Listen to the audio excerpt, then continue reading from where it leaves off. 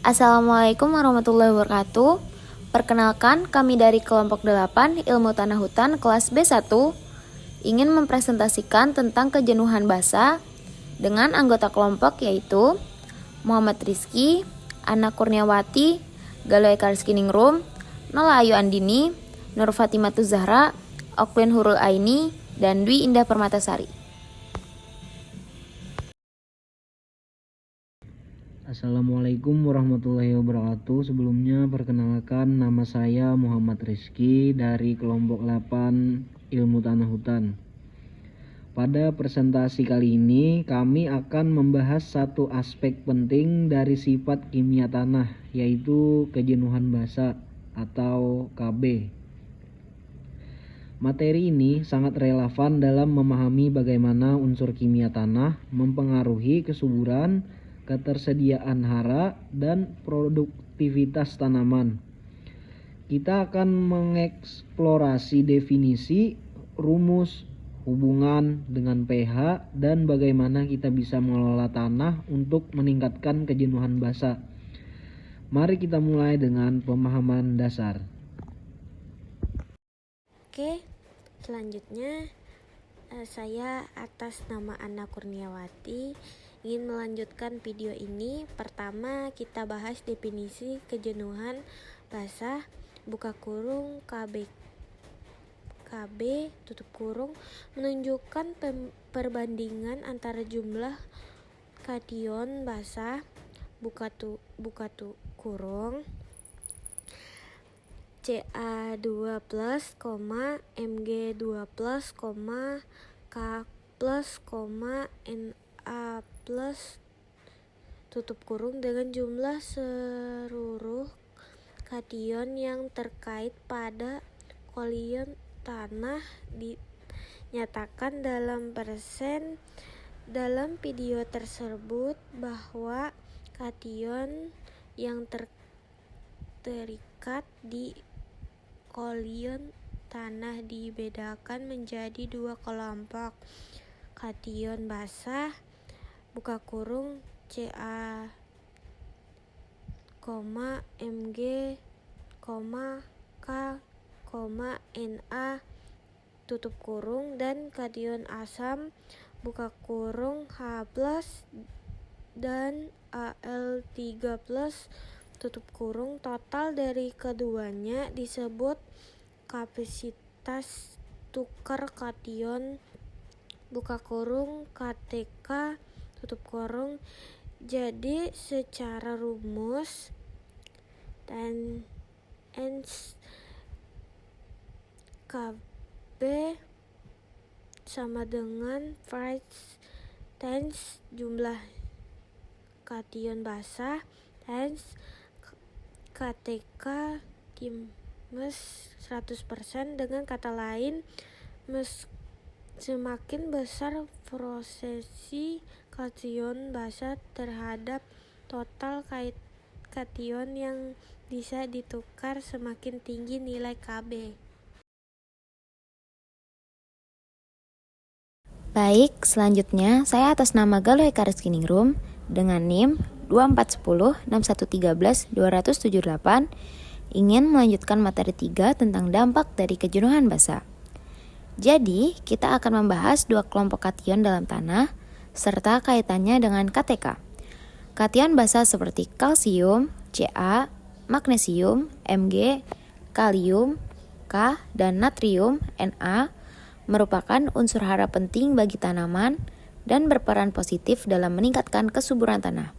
Sebaliknya, kation asam seperti hidrogen, H+, dan aluminium, Al3+, umumnya mendominasi pada tanah masam dan sering dikaitkan dengan kondisi kurang mendukung bagi pertumbuhan tanaman. Kapasitas tukar kation atau KTK menggambarkan kemampuan tanah untuk mengikat dan menukar kation-kation tersebut.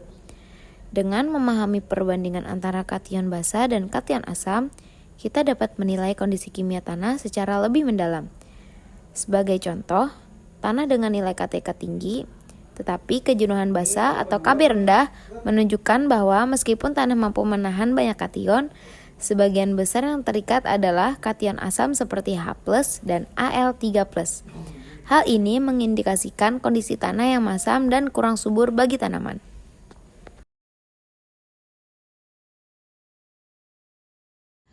Baik, pembahasan berikutnya akan dilanjutkan oleh saya Nola Yuandini dengan NIM 24106113200056. Hubungan antara pH tanah dan kejenuhan basa sangat penting. Tanah dengan pH rendah atau masam umumnya mempunyai Kb rendah karena kondisi tanah masam, menyebabkan banyak H+ atau Ai3+ terikat di koloid dan menggantikan kation basa. Sebaliknya, jika Kb tinggi, maka biasanya pH tanah dekat netral atau sedikit basa, dan kondisi kation basa lebih dominan. Hal ini penting karena pH mempengaruhi ketersediaan unsur hara, aktivitas mikroorganisme tanah, struktur tanah, dan lain-lain. Dari literatur didapati bahwa nilai Kb berkolerasi positif dengan pH tanah.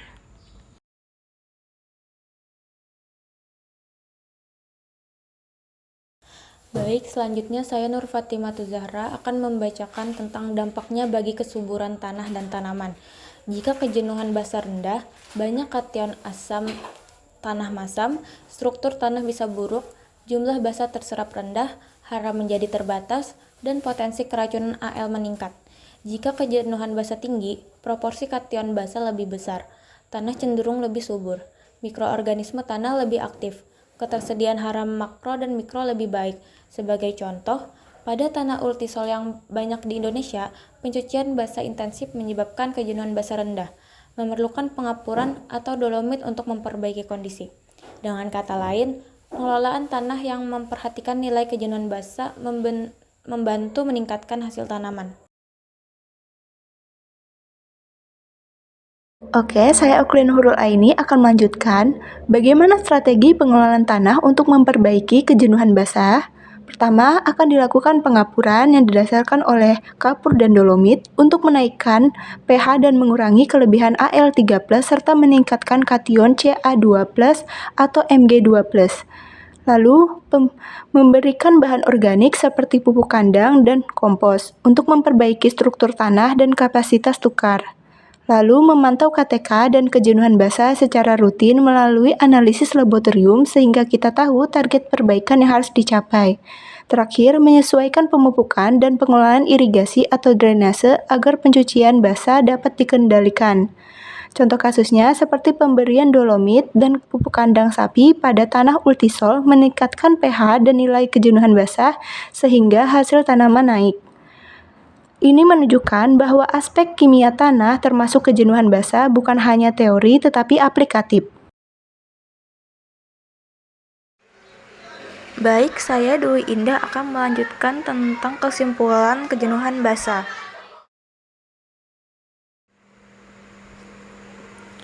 Pada slide ini akan dijelaskan tentang kesimpulan.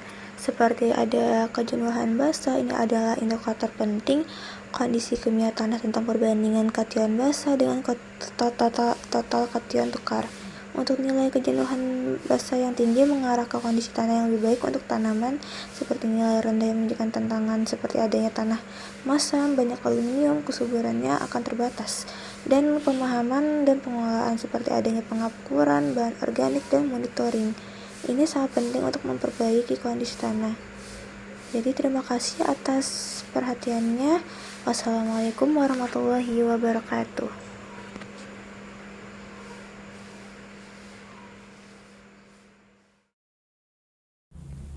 Demikian pemaparan presentasi yang telah berhasil kami capai dalam bidang keilmuan dan pengelolaan tanah, khususnya pada topik kejenuhan basa. Semoga ini dapat menjadi motivasi dan inspirasi bagi kita semua untuk terus belajar, berkarya, dan memberikan kontribusi nyata dalam bidang yang kita tekuni. Terima kasih atas dukungannya dan perhatiannya. Wassalamualaikum warahmatullahi wabarakatuh.